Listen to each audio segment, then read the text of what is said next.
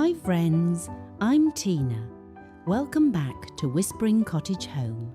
I am so glad you could join me today. There is something truly magical about that transition from early spring into the lush, humming days of late May and June, isn't there? The air is heavy with the scent of lilacs, and the light starts to take on that buttery, golden quality that just begs us to slow down. Before we dive into today's project, which I've been dreaming about all winter, I'd love to ask a quick favour. If you enjoy finding beauty in the forgotten corners of a home, please hit that subscribe button and tap the bell. It helps our little community grow. And tell me right now in the comments, what is the one thing in your bedroom that makes you feel most at peace? Is it a family heirloom? Or perhaps just the way the light hits your pillow? I can't wait to read your stories. Now, today, we are tackling a romantic late spring bedroom makeover. We're moving away from the heavy wools of winter and embracing vintage cottage elegance.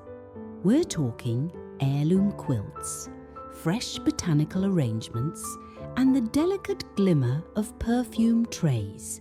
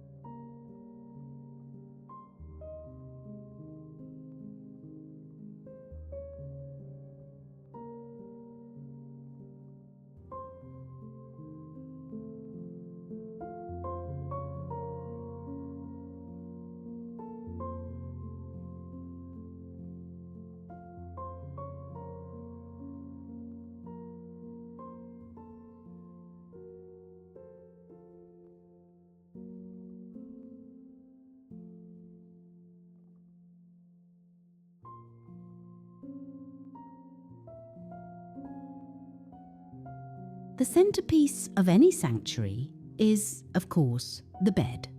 For a late spring look, we want layers that feel breathable but substantial. I'm pulling out my favourite hand-stitched matelassé coverlet in a soft cream. It has that wonderful raised texture that feels so traditional.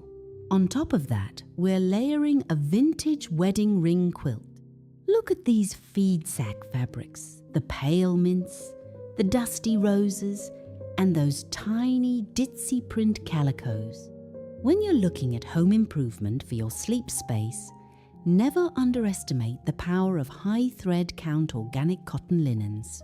They feel crisp against the skin, especially as the nights get a bit more humid.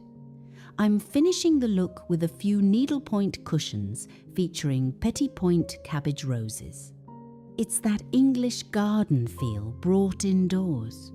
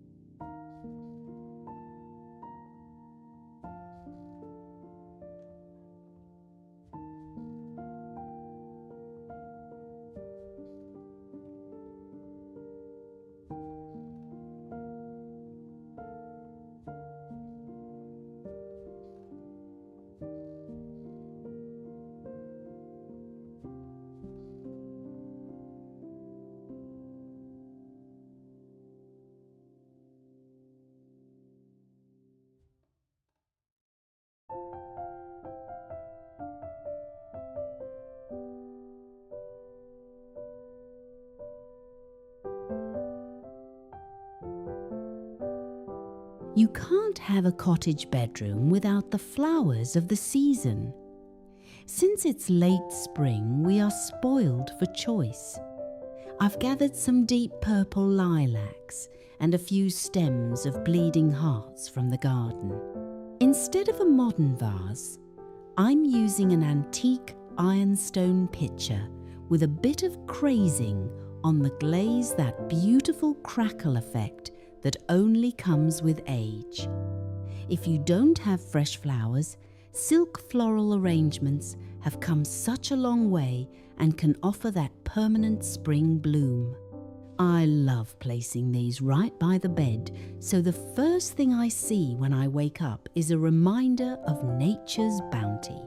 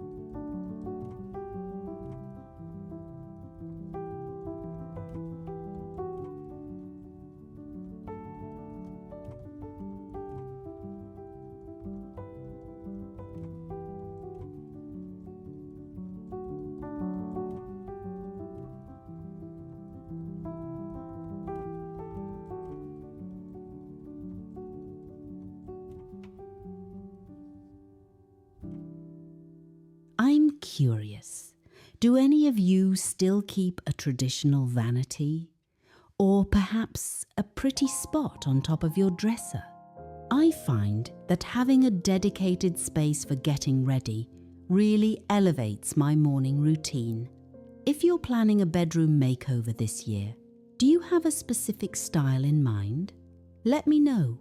For my vanity, I'm using a beveled glass mirror tray with a filigree ormolu rim.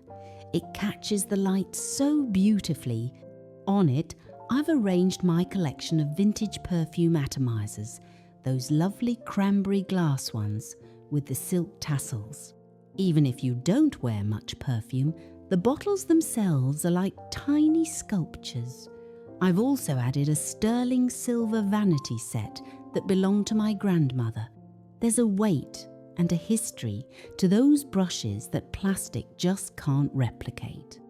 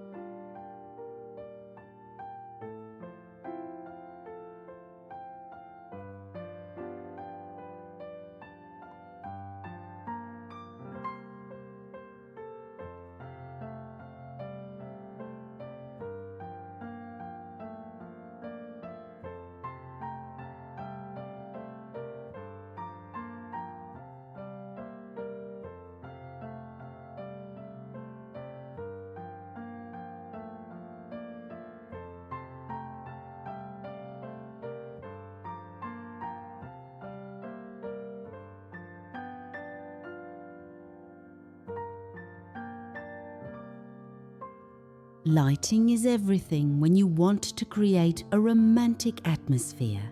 We're moving away from overhead lights. Instead, I've found these charming milk glass table lamps with ruffled hobnail shades. They diffuse the light so softly, making everything look like a watercolor painting. For the windows, I'm swapping out heavy drapes for sheer lace panels.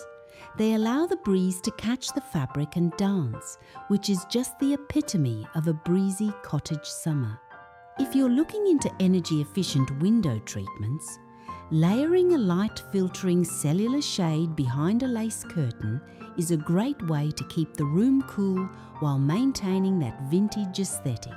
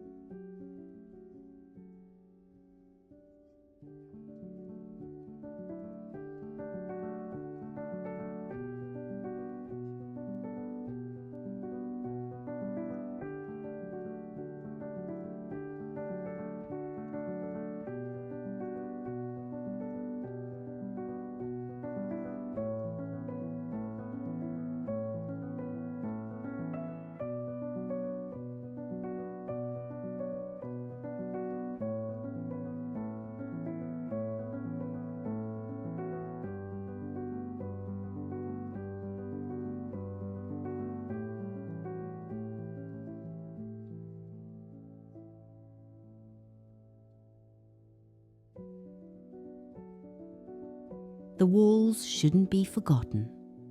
I've hung a few botanical lithographs in distressed gold leaf frames. They feature local spring wildflowers like primrose and violets. It ties the whole room together. I've also added a small wicker rocker in the corner with a crocheted throw draped over the back. It's the perfect spot for a morning cup of tea or a bit of devotional reading. Every piece in this room now tells a story of comfort, heritage, and the beauty of the season. Thank you so much for spending this time with me. Turning a house into a home is a journey, not a destination. I hope this gives you a bit of inspiration to bring some late spring romance into your own space. Don't forget to like this video if it brought a smile to your face, and subscribe for more vintage home decor journeys. I'll see you in the next one. God bless and happy decorating.